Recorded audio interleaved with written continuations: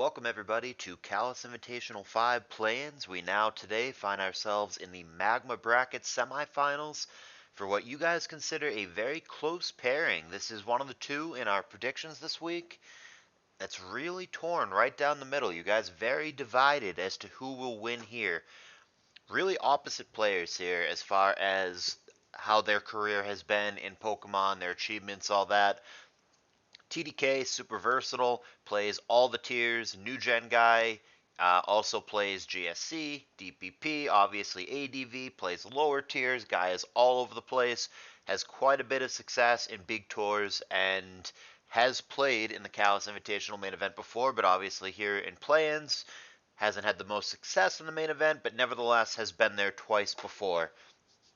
Endill, on the other hand, newer guy, basically only plays ADV. I mean, maybe he dabbles a little bit into other tiers, but by and large, just a ADV only kind of guy. Hasn't quite found the big tour success just yet, though he did win Summer Seasonal last year, which was cool, and is yet to play in the main event, but is obviously trying to get there by beating TDK, and then one other person, you should know who that is if you've been following along up to this point, so spoilers may occur at the end of this video, should Endill win. But here we have a best of three, trying to get to that final in these play-ins, and I was only able to catch bits and pieces of this because this happened while I was at work, and unfortunately I'm just not able to pay anything close to proper attention when I'm there. But I have heard that this set, much like Jabba's mother, is a wild one. So I'm looking forward to getting to watch it properly here. Like I said, best of three for a spot in the play-in finals of the Magma bracket between TDK and Endill. Let's get to it. TDK is bottom side. He's got Immense, and we've got a Zapdos on top. These are two common and popular leads. Neither one happy with the matchup. We end up with T-Tower on Swampert briefly, which becomes Swampert on Celebi for a Hydro Pump. Takes it well, obviously, with the resistance. Here's Immense coming in, so both players have one of those. CM might be deterred from staying in, even if he's going to Baton Pass because of Immense. And that's a hidden power, obviously flying, but Celebi takes the hit nevertheless. A big hit, 61%, but he is going to pass a BP with the Calm Mines to the Salamence, and that might be a mixed Mence here. That's a +1 Dragon Claw connecting now with a Lax for Endill for a third. Gotta watch Self-Destruct here, or Body Slam power, but I'd be more concerned about Boom, and that is what occurs. I'm kind of surprised that TDK allowed that to happen. I thought that was a pretty obvious play. I thought maybe he would have fought it off his already weakened Celebi, but he sees it differently and he allows that trade to occur. Like I said, I don't know that I love allowing that trade to occur. Doesn't look like Endill has a fantastic mixed Mence switch. It looks like Zapdos was the best thing, and which is like an okay switch, but especially if it's an offensive zap, it can only take so many hits. So I think TDK maybe should not have given up the Mence there. I think that was a good opportunity to fodder Celebi, but he sees it differently, and this game moving very quickly. I don't want to fall that far behind. He got a spike down and then died. Trades going back and forth everywhere. Revenge, revenge, revenge. We're only 10 turns in, and 5 Mons are down. Earthquake, Psychic, respectively. Psychic not even a 2-hit KO, if not for that Specs drop, but he gets it. Nevertheless, the Earthquake threat is going to force him out. It'll be good enough against Celebi with how weak it is, especially with the sand in the back, leaving us in a 4-2. This is a very quick game. Stays in for Earthquake. Crunch good enough, especially with the Specs drop. 3-2. Here's Zapdos now coming in for some cleanup duty. One of the faster games we've seen this CALLOUS Invitational, without a doubt. Roar is going to prompt out the Swampert from before. Totally healthy other than the spike that he stepped on. EQ for the kill. Rachi the last hope for TDK in this game. Better have HP Grass. And he does, but it looks like he would have needed a crit there because Earthquake is going to be good enough. This one, not much to say. 16 turns, real fast. Endill going to win pretty convincingly. 3-0 with an unrevealed.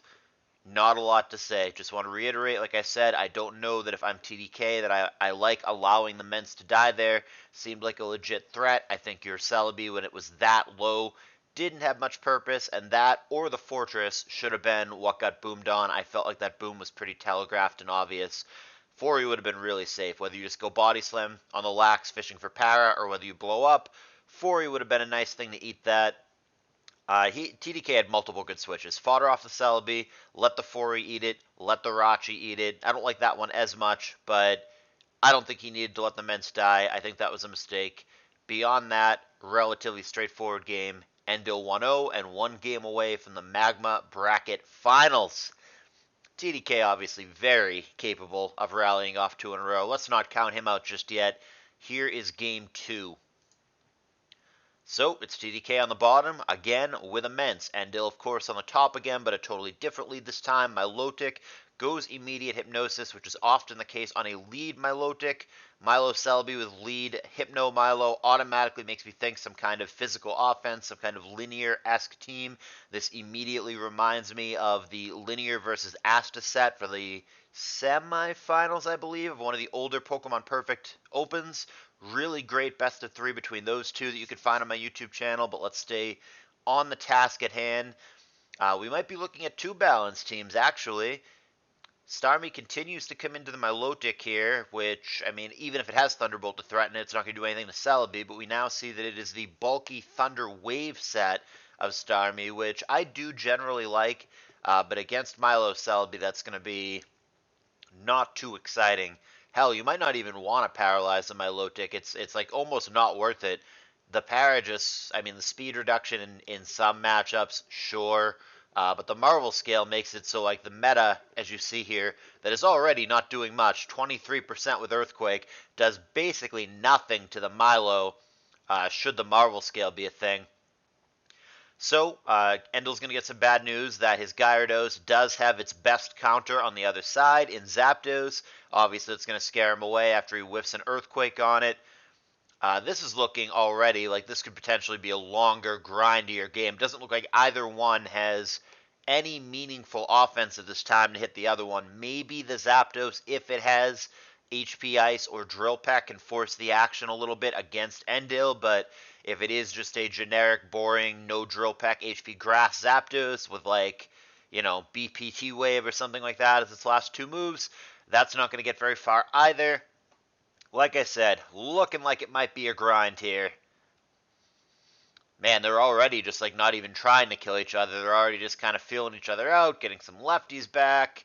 I mean, we're rapid spinning here with no spikes to, like, really give you an idea of the pace we're moving at. I mean, Rapid Spin does remove Leech Seed, but, like, on some of these Rapid Spins, he doesn't even have Leech Seed. Endill actually did have a grass attack that whole time and waited very patiently to get him there and try to find a crit. Unfortunately, he only has 8 of those for PP, so that's going to run out real quick. I think if he was going to go for that play, and I do admire his patience, I think he should have gotten a Calm Mind off first, or I think he should have waited till the Starmie was lower so you could actually get it. I think Endill had the right idea there, but the wrong timing. I think he could have waited a little longer, maybe with 1 Calm Mind. He just stays in, convinces Starmie, I don't have it, Leech Seed, Leech Seed, Leech Seed, Leech Seed, bam, gotcha! And I think it might have worked. I think he could have actually killed the Starmie that way, or at least there's a good chance, but I think he was impatient, showed the Giga Drain too early, and, well, missed that opportunity, and now we're back to a 6-on-6 grind. Granted, with 2 unrevealeds on each side, so obviously those could change the game. Also, we see that the Gyarados does have a meaningful way to hit the Zapdos, which it often does not. A lot of the time you have DD, Earthquake, HP Flying, last move something like Taunt, or T-Wave, or Roar, things that Zapdos doesn't care about, but Double Edge actually does hit it, so there is a chance that the Gyarados could be a threat if he finds a timely crit or what have you. Speaking of that matchup, here's Gyara and Zapdos. Of note, we did see that Blissey for TDK, one of his 2 previously unrevealed, and now here's T-Tower for Endill, so now there's only 1 revealed for each. But we did see that Blissey has Wish, which it did pass to Zapdos there. So he does have a way to heal his pokes, including key defensive walls, like the Zapdos. Relevant information for sure. TDK obviously has not let anything that doesn't have Natural Cure take one of these Hypnos. Starmie's eaten it. Blissey's eaten it, but he's obviously not letting something else take it, so this Milo, unable to break through the Starmie and the Bliss, has not been all that exciting either. Celebi out of the way. Milo coming in to check meta, as it's been doing, and we end up with Blissey on Milotic yet again. Now Meta coming in for Endill, maybe that is an opportunity to make a prediction and get something off. Meta on Meta, sure. Not able to pull the trigger on Earthquake, nor does he get the attack raise that he was probably hoping for with his mash. So now they're both staring each other down, both at a hundo, but the over prediction comes from TDK. Endill gets an Earthquake off to hit his counterpart. Protect, gets lefties back, also obviously prevents a crit, but he's now still in crit range should he continue to do this. TDK takes the chance. Here's an opportunity for a knockout, but it does not come. They both go for Earthquake, but Endill way healthier here. Out of the way, here's Mence, and Endill is going to go for the throat with the Earthquake. Don't blame him for doing that. However, TDK gets out of the way wisely. Milo, one of the best, if not the best and safest Salamence counters in the game, comes into Fire Blast. Mixed Mence can't do anything to Milo. HP Grass is the best you can do, and it is not that damn exciting, and not all Mixed Mence even carry that. But again, it's a status move, and again, it's a natural cure poke that's going to eat it. Now another potential status move. Hey, there you go, 10%. There's a freeze. But it is again on a natural cure poke, so as lucky and powerful as freezes are, doesn't matter as much when it's on something that can simply switch out and make it go away.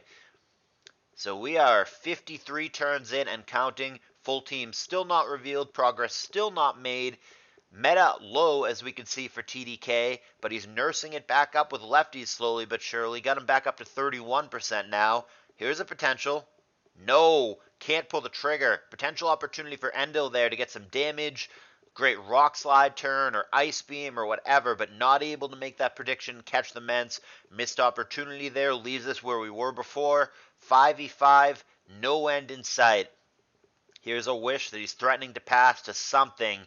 He actually goes to his last poke previously unrevealed Hariyama, however, as opposed to attempting to get cute and pass it to the Meta or the Mence or whatever, which I think is a good play because you're just guessing at it, and if you're wrong, you lose a poke. Might as well make the safe play. That's what Hariyama was, and it gets a nice focus punch off on the way in.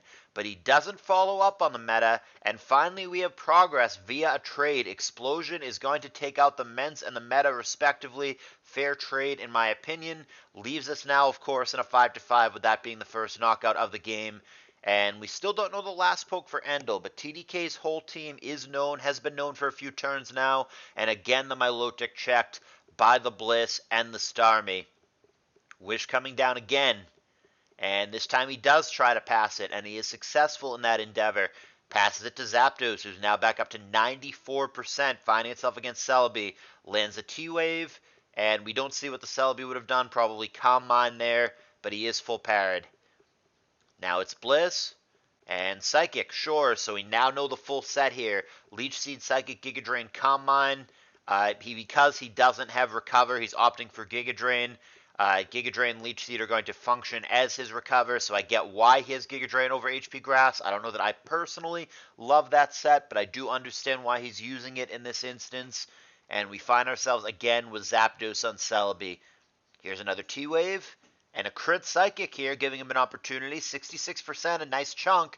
Leaves Zapdos very much in range to die to the other Psychic, plus the Sand, of course. And he stays in and would have allowed that to happen, but Endill not able to pull the trigger. TDK would have lost his Zapdos there. Couple Thunderbolts later, he's got the Tower low, but Double Edge is going to take him out. Tower at 12% now. Even after lefties, he's going to remain in the red. Oh, he doesn't actually have lefties, I lied. Here's Starmie going for the killing blow Surf, but he doesn't connect with the T-Tar. Why would Endill allow that? The answer is he wouldn't, and he doesn't. And here is Calm Mind. This Celebi does not seem poised to beat Blissey anytime soon, but he's certainly welcome to try. And it is a wish as opposed to an attack, so this allows the T-Tar to sneak in for Endill. And he's going to do something on the way out. Crit opportunity there to kill the Starmie doesn't come, but he does get a chip damage with Double Edge. Unfortunately, he needed a crit because otherwise Wish was going to negate it, and it did. So Starmie is healthy and T-Tar is down, and we find ourselves in a 4-4 still with a hidden poke in the back for Endill. There's Leech Seed, and here's Gyra. Gyra on Starmie, sure. We know that Starmie has Thunder Wave, so obviously the Gyra does not want to sit in and take that.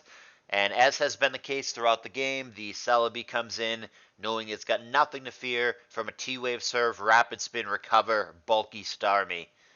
Leech Seed connecting on Bliss, sure. Despite the lack of proper recover and despite the presence of the sand, Celebi has managed in this matchup to stay very healthy throughout. It's still at 100% right now, thanks to those little minor half recovery moves. And we find ourselves in this matchup again. Gyarados doesn't want to take T-Wave. The only switch seems to be the Celebi. Milo could switch into it, but maybe he just doesn't want to get T-Waved, which his prerogative. Here's the Bliss. Seems like an obvious recovery turn, whether it's Wish or Soft Boiled. I personally would just Soft Boiled here. Here's the Gyara switch. And TDK sees it differently. He threatens Wish, who might want it here. Starmie would take it, but no big deal. Meta certainly wants it, which is why Earthquake happened here. And he's going to simply eat his own Wish after taking an Earthquake. There was a crit opportunity there to kill the Bliss, but it doesn't come. Here's another Earthquake. Again, that would have been good enough with a crit, but doesn't get it. And TDK now opting for the safer route of Soft Boiled, which is what I think he should have done in the first place, but it'll be good enough here. S-Toss connecting with Milo on the way in. Still 4-4, still the hidden poke in the back, but to Endill's credit, he has given himself a few opportunities to get a crit to really break the game open, such as with the T-Tower before it died, such as those Earthquakes just now with Gyarados. Just hasn't been able to find the crit, but at least he's giving himself chances to get there and break the game wide open, should the luck cooperate. Nevertheless, here we are. Same old matchup. Starmie, Celebi. Here comes Bliss, and here comes Leech Seed. Why not? TDK needs to start getting the Hariyama in more and forcing the action is how he needs to move the game forward. He needs to start forcing knockoffs, or if it isn't a knockoff variant, if it's just like a very hard-hitting attacker, then that works too. But either way, he either needs to start forcing knockoffs to make it so things are actually taking damage because of sand without lefties, or if it's an attacker, sneak that guy in there, start making plays, start hitting things really hard.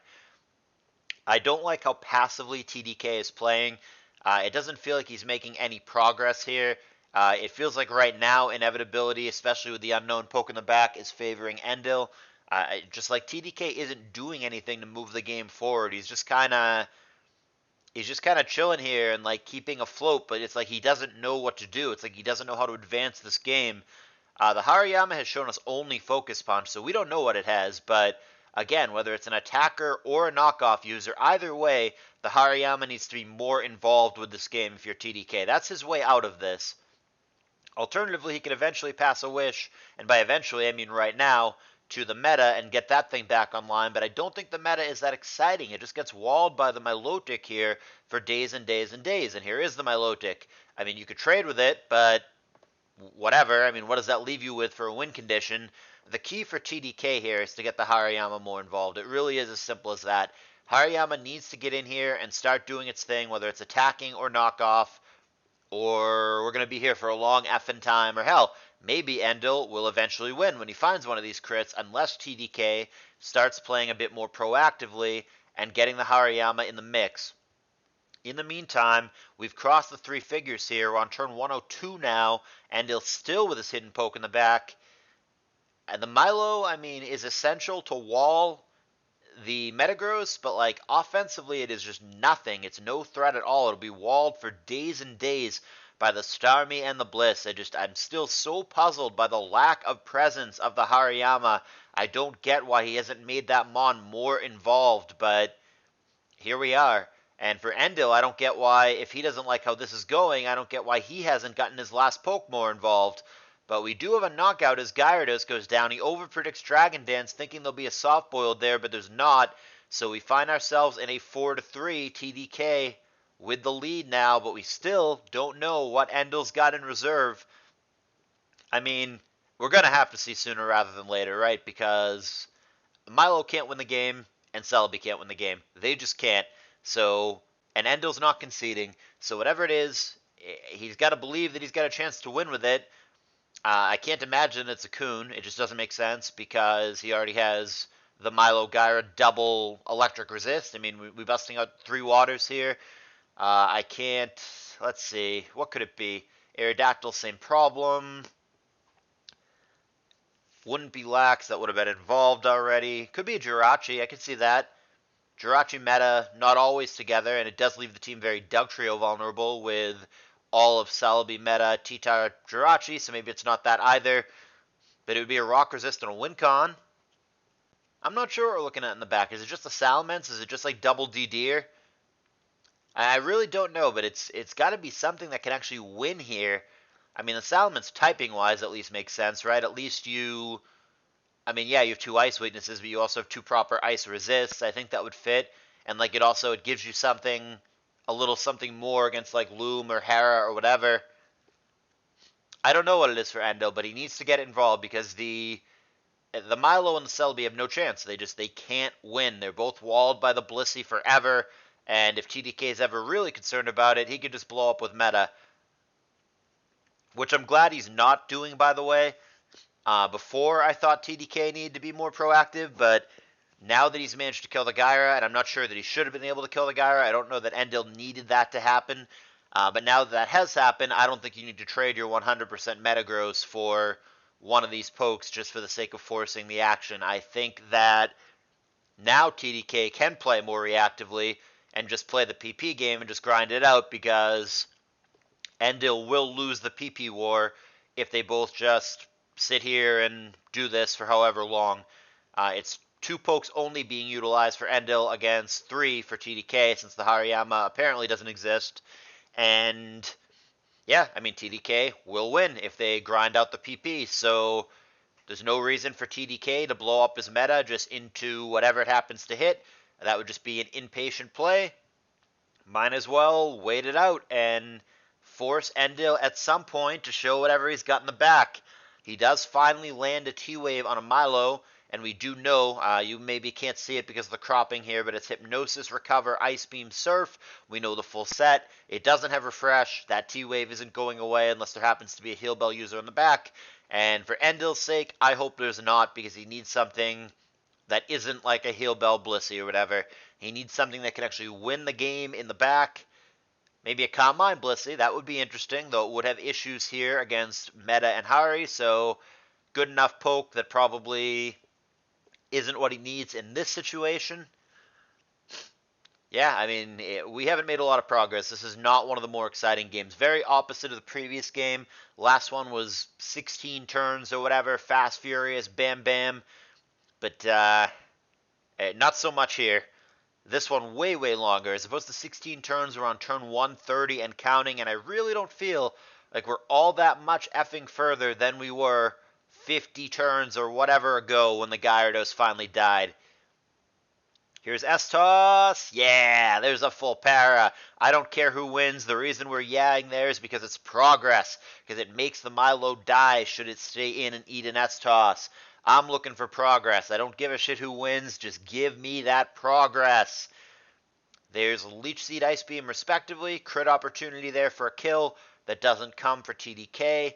Remember, Celebi doesn't have recover, so all this chip damage definitely counts. And all that to have it be last poke Magneton.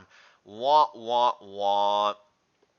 I mean, it makes sense. Like, Meta, Celebi, Gyra, Milo, they all want Scarm to not be there. So, like, Mag makes perfect sense, but it's so underwhelming here. Why are we even playing? Endill can't win this. Come on, man. Oh, that is so disheartening. I mean, his prerogative to not concede. I get it. Tournament game, I don't know that I would concede either. You can always hope your opponent chokes or whatever, but, like, Endill can't win this game. He hasn't been able to win this game for years. Meh. Unexciting conclusion here. Boom is going to wrap it up and send it to a game 3, but nothing suspenseful in the back. Nothing that even has a chance with luck or whatever to sweep this game. Magneton was never going to get it done. TDK takes this one down, sends us to a game 3. I hope it's not as fast as game 1 and not as lame and slow and boring as this game 2. I was told this set was wild. I have been lied to. I have been trolled here. Game 1 was just fast and generic and not wild, and this game was lame as heck. So game 3 better be wild, because so far, this is not that exciting of a damn set. Maybe game 3 makes up for it and is super duper exciting. Let's find out together.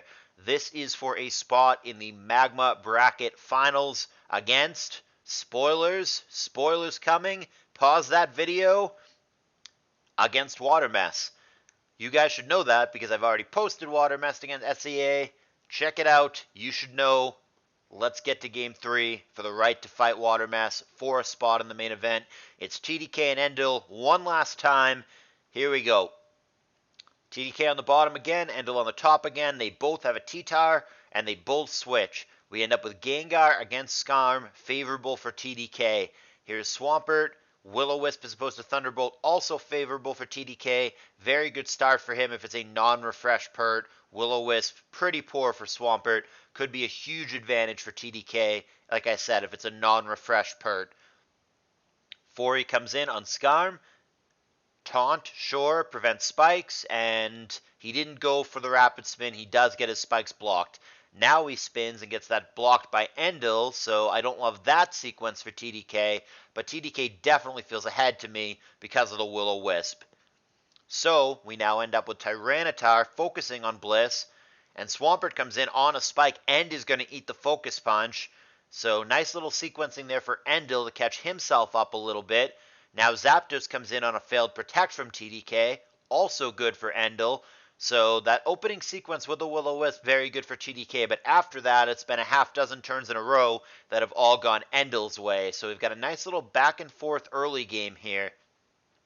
Fori again finds himself against Skarm, 50-50. Do you spike into the Gengar? Do you rapid spin into the taunt? TDK tries for the spike and gets it wrong. He gets drill packed. However, he stays in and spins even though the Gengar threat was there. Good for TDK, out predicting Endill that time. Taunt again, going to prevent spikes, so we have no layers for either guy. Now Endill lays a lair, immediately spun away. Fori's leftied back up to full health. Taunt again to prevent spikes. Not going to let that happen, which TDK has gone for every single time. There's a Drill Peck crit and Rapid Spin, respectively. Slowly but surely, very boringly, the Skarmory will eventually win this, but there is Moltres, which Endill does not seem to have a good switch for. But why does he double back to Gengar here? I don't get that at all. Why wouldn't you just attack if you're TDK? I would have attacked every time there. Attack or Will-O-Wisp, either way, but like, I guess he couldn't Will-O-Wisp because he was taunted, but I would have attacked every time there if I'm TDK. I don't get why you wouldn't Flamethrower there. The only thing I can even a little bit think of is you're worried about getting trapped by a Pursuit Tower, but like, there's no way, right? It's shown Focus Punch. It's not going to be a Pursuit variant, so I absolutely don't get why you wouldn't attack there. There's no drawback. Even if the T-Tower comes in, who cares? I guess that's the only thing I can think of, that he doesn't attack because he doesn't want the T-Tower to come in, and then he doesn't have a great switch because his Swampert is a little bit banged up. But still, I would have always attacked there from TDK. I don't get the double back to Gengar at all. But here we are. Yet another poke has been burnt for Endill, so now his Zapdos and his Swampert are both Will-O-Wisp burnt. Focus Punch on Swampert here. Endill making progress, though. That's going to leave Swampert in the red briefly, back up to 25% in the yellow. Now Zapdos comes in, again TDK with a whiffed Protect. That's the second time he's protected to allow Zapdos in. It does at least let him get another Protect off and get some more lefties, but Zapdos here is going to threaten him out with HP Grass. Swampert going to find himself at 38% pre-spike, and he's probably out of the way. And a third burnt poke, the Skarm, so just everybody's burning over here. Rome is burning down if you're Endill. Surf and Roar, respectively, brings out the Fori, which is really not that concerned about Drill Peck anymore now that that burn has happened. He taunts him anyway, and he gets his wish. You want to taunt me? Sure, here's a Rapid Spin. Skarm at just 2%, better have rest. Here comes Gengar, and Rapid Spin would have been good enough to kill the Skarm, as would the burn, but no bueno. Here's T-Tar, and that's going to get burnt, so just everything burnt in this game. 4 pokes burnt, but 3 of them belong to one guy. Let's keep that part in mind. And this T-Tar doesn't care as much, because as with most Fories, it's a Pursuit Tar. Does get the Pursuit off on the Gengar as it switches, does a ton, but doesn't kill. We're looking at 89%. It's got to be a very, very bulky Gengar to survive that. Now it's Swampert again, comes in on Earthquake, 27% is down to. We end up with Pert on Pert as TDK finally doesn't protect this time, gets a little chip damage off on the opposing Pert with a 35% Surf, and now they're surfing back and forth, not sure who's faster here. Looks to be Endill. However, Endill doesn't have a Swampert anymore because the burn is going to be good enough combined with the Torrent Range Surf. So TDK with the lead. This Zapdos was vaguely threatening to the Blissey at one point because of Drill Peck, but not with the burn, so it's a free soft-boiled incoming. Goes for Wish instead. Okay, so he'll be able to pass that to Swampert. Passes it to Fortress instead. Huh? Yeah, I guess he was afraid of going to Swampert because of the Earthquake, but Forey's going to take it just fine. Here comes a Focus Punch, and here comes a counter doing even bigger damage. Double, in fact. Back to the T-Tar. Here's Spikes. Zapdos comes in, still burnt. Certainly feels like TDK is in great shape here, even though he hasn't utilized his Moltres all that much. Thunderbolt, you got a soft-boiled here, right? You can't just Wish again. Got a soft-boiled if you're TDK. Unless you S-Toss aggressively. Nope, he just goes for the soft-boiled, as almost anyone would have. Seismic Toss there would have been pro, though. Kill the T-Tower, would have been sweet. He does manage the Swampert here on the Rock Slide. Swampert at 12%, and outsped and killed by Earthquake, sure. But here's Moltres, which looks real scary if you're Endill here. Skarm comes in, 2% and burnt. Probably not all that useful. Good call. And last poke Jolt in the back for Endill. Blissey at 84% should be totally fine here. And here she comes, but wisely immediately BP's out to get the T-Tower back in, which is the kind of play that Endill has to make if he wants to win this game. It feels like he's quite behind right now. There's Forey, Rock Slide, may or may not live another. That did 30%. Here's Gar. And there is a boom into thin air. Good play for Endill, but that does enable the TDK T-Tar follow-up, and there's nothing Endill can do, so this basically forces a trade. D-Bon there. Again, Endill making the right moves, getting value. So again, gets something out of nothing, and somehow leaves us in a 3-3. TDK still favored here, but not as much as he was before. Endill has caught himself up quite a bit in this late game. Now Zapdos switches in, but again, totally walled by the Blissey and dying to the burn. But he doubles back to T-Tar. TDK not able to call that an attack. It would be a game-winning play if he was, but he wasn't. Rock Slide and a critical hit. Devastating for TDK. Now the Jolteon looks like a huge issue. That is a monster crit. That might win the game for Endill. Wow, this just got way closer than it needs to be. Now it's a damage roll as to whether Moltres lives Thunderbolt or not, but it doesn't.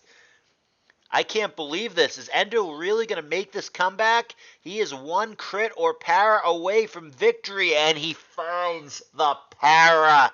I can't believe it. I cannot believe it. Para, full para, and that's it. How did Endill win this game? I can't believe it. I cannot believe it. TDK was so far ahead. He had burns on 3 pokes on the other side. Endill has nothing even resembling a Moltres switch in. This matchup seems so good for TDK. The Jolteon and the Zapdos, especially after the burn, are just walled forever by the Bliss. I don't understand how Endill won this game. It feels like it shouldn't be. It feels like it's not supposed to happen. I mean, obviously the critical hit, but, you can't blame the entire game on that one turn. I think Endill just outplayed TDK, right? I mean, he certainly got bailed by luck with the crit at the end, but, Endill set himself up so many times. For example, when the Jolteon came in, he BP'd right back out to get the T-Tar in. That was huge. There was a sequence after that where he again, Endill doubled back to the T-Tar into the Moltres. TDK had the opportunity to make a game-winning prediction and just attack there. Wasn't able to do it. That's just flat-out outplaying. Yes, that crit obviously mattered. There is no way to downplay how important that crit was against the Bliss. That might have won him the game. But in order to be in that position in the first place, Endill had to make some moves. TDK had his opportunities to outpredict Endill, wasn't able to do it. The BP into T-Tar was good. The double back to T-Tar into the Moltres, the TDK wasn't able to call, was good. I felt that TDK had opportunities earlier on with his Moltres to attack that for whatever reason he didn't take. there was luck at the end, but luck is often required in conjunction with outplaying in bad matchups, and this certainly seems on multiple levels. I mean, the Blissey was really hard for Endill's team. The Moltres was really hard for Endill's team. This seems on multiple levels like it was clearly a good matchup for TDK, and like TDK was quite a ways ahead. So Endill, I think, probably played better than TDK ultimately, even with the luck, and deserves to win this, but like, I still can't believe it. It certainly felt to me like TDK was miles and miles ahead and would win this game team on team 7, 8 at least times out of 10. But I mean, we can hypothesize all we want. As I say all the time in Pokemon, it doesn't matter what could have or should have happened or whatever. The only thing that matters is what did happen. And here we are. Endill is the winner. I'm still taking that in. I'm still shocked by the way that played out. But here we are. So, that's going to set us up for a Shark Attack in the Magma Bracket Finals. It's also a rematch of the Summer Seasonal last year. Two teammates on Sharks last year, Watermess against Endill, is going to be the matchup. That's a damn good one. I think those guys are really our buds and our ex-teammates and our testing partners. It's unfortunate. I think they're both cheering for each other, but only one of them can make it in. That is the matchup you're going to see next week. Watermess against Endill for a spot in the main event. Can't wait to see how that plays out. Hope you guys watch it with me. I'll see you there.